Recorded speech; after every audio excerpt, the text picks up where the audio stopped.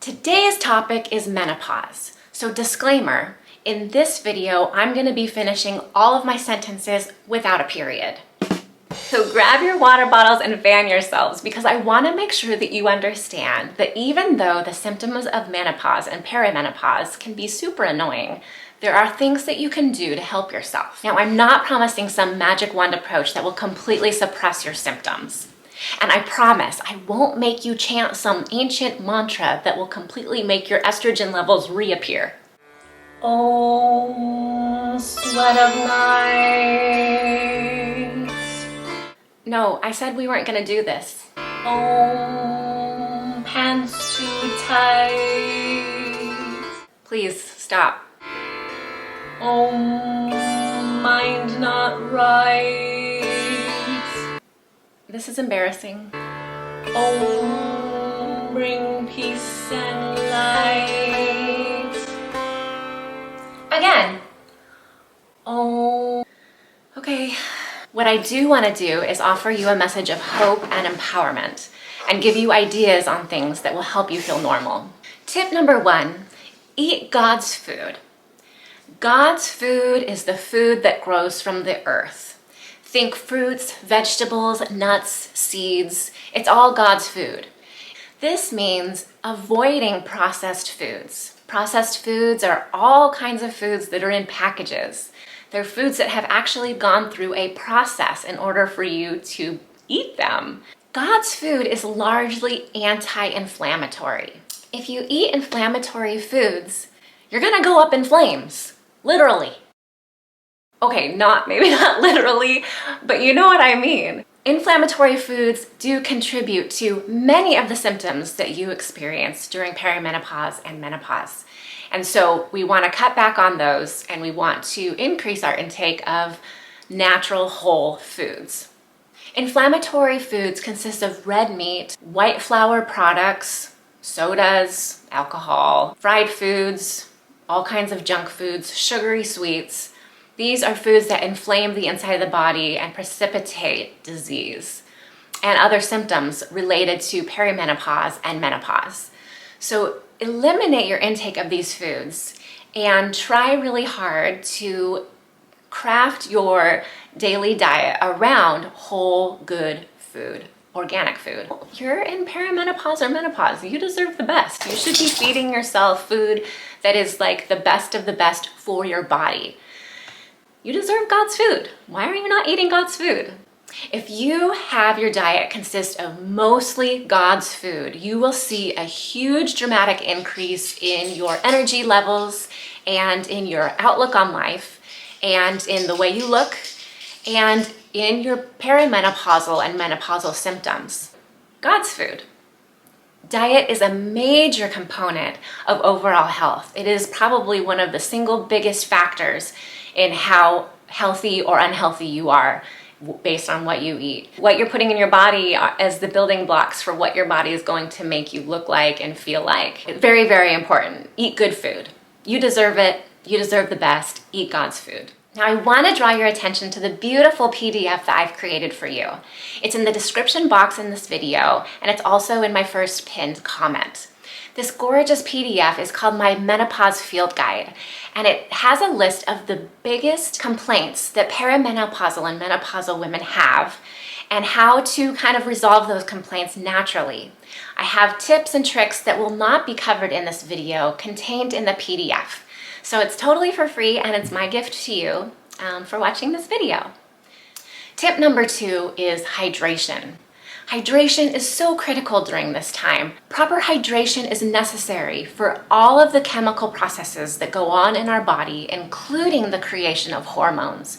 So it is so vital for you to be drinking enough water. The guideline is half of your body weight in ounces daily. So think about good quality waters that you can take in every single day. My favorite way to hydrate is called infusions.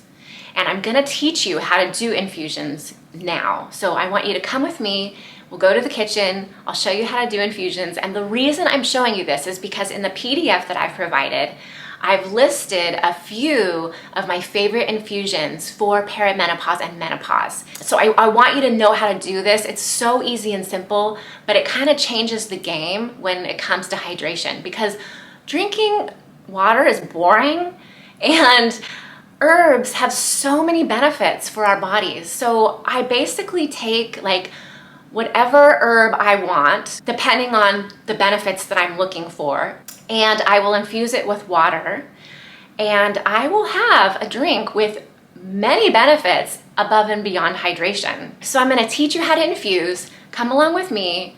We'll do the infusion class together, and then that way, when you download the free PDF, you will know exactly what I'm talking about when you see herbal infusions on the list. Okay, let's go. So now we're in my kitchen, and I'm gonna teach you how to do an infusion. I have a 32-ounce glass mason jar, which I just love. This is what I drink out of every day to make sure I'm staying adequately hydrated.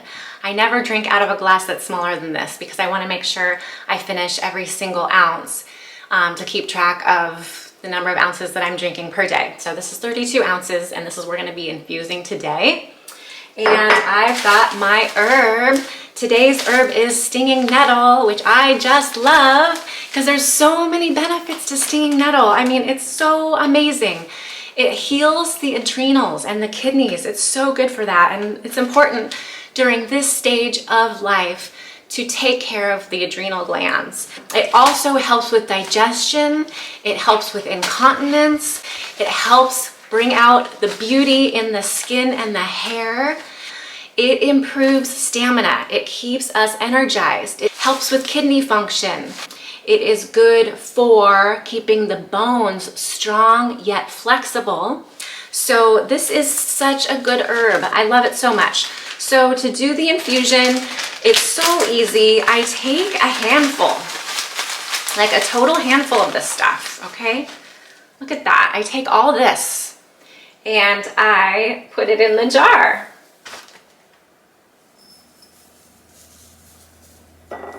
There.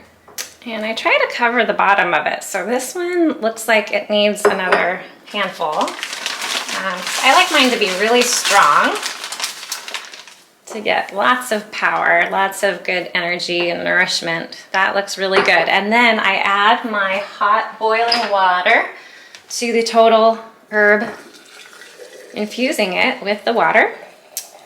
And I'll go like about there because I like to add a little bit of room temperature water when it's ready. And then I will take a top. You get a top and you just close it off and let it sit for overnight. So this infusion is all done. I did this one last night and this one's ready to drink. So then what I usually do is I pop it off and strain out the herb. And so we are making our glass of infused water. And so when you do nettle, it is dark, and so your water actually looks like this. Your water will look like this. That's so good for you. And the thing that I like too is that the herbs that we need the most during menopause are not difficult to find. Nettle can be found in your local health food shop, or you can get it on Amazon. Find organic nettle. And so super easy. It's not one of those really weird herbs that is hard to find and hard to source. So then here's my water, and I'll go ahead and I'll add room temperature filtered water to this as well to get it up to 32 ounces. And I add lemon as well to add some vitamin C. And I also add a little bit of honey. So lemon and honey are what I add to every single infusion because it just makes the drink taste so enjoyable and so delicious, and I love it so much. So yeah, that's all it is to infusions. So when you see the PDF, you'll see there are several infusions in there. So easy to do. Go on Amazon, buy your herb, whatever herb you want, and then go ahead and infuse it, sit it overnight, and drink it the next day. In fact, drink a couple of them. Drink 2 or 3 for all I care. Get healthy. Tip number 3, take care down there. So some of the major complaints during menopause have to do with what's going on down there. The first one I want to address is incontinence. This is more usual after perimenopause. So during menopause and postmenopause, incontinence can become an issue. So my tip for that is to start training those muscles that control voiding right now. You can do this multiple times a day, you just have to remember. To strengthen the muscles that are used for voiding, next time you go to the bathroom, you are going to let the flow begin and then stop the flow with intention and as strong as you can. Hold the flow for up to 10 seconds. See if you can count to 10 with holding it up, and then release again and hold it up. And do this multiple times a day. I'm doing this with my hand, I don't know why. Do this multiple times a day to begin the flow and stop the flow, begin the flow and stop the flow while you're on the toilet urinating. And this builds the muscle tone of the muscles that control voiding. So you will have less incontinence going into postmenopause. You will have probably no incontinence, especially if you're building this muscle up. So this is something nobody tells you, but you want to try to work that muscle during urination. We're talking, you'll have many opportunities. I mean, how many times do you go to the bathroom a day? Me, I go a lot. So like I have a lot of time to practice. I practice a lot. You hold the flow, let the flow go. Hold the flow, let the flow go. This will help you with incontinence later. The other tip I have for you has to do with the beautiful vagina. This is so important and something not very many people will tell you, but in order to get natural lubrication back and to get muscle tone back, you must work the muscle of the vagina. Vaginal health can recede during this time. So the vagina is a muscle just like any other muscle in the body. So it's really important to work it out or else it will atrophy. So if you haven't done any workouts with your vagina, don't be surprised if you reach the age of 50 and all of a sudden there's no tone there. So there is a solution, and it's a solution that has a very quick fix. It takes not very much time to tone the muscles of the vagina. And that is with a jade egg. You are getting sleepy. Actually, you probably are getting sleepy, you're in menopause. This is an egg, and it is something that goes into your vagina to do the muscle work. A lot of people have heard about Kegel exercises. They're fine, they just don't work. Because you cannot build muscle tone just by flexing your muscle. That's like saying that if you want to get a bigger bicep, you just like flex, flex, flex. Like that's not going to build any muscle. You need resistance. Resistance builds muscle. When you work with it and you work with toning the vaginal muscles, you will automatically bring back natural lubrication in that area.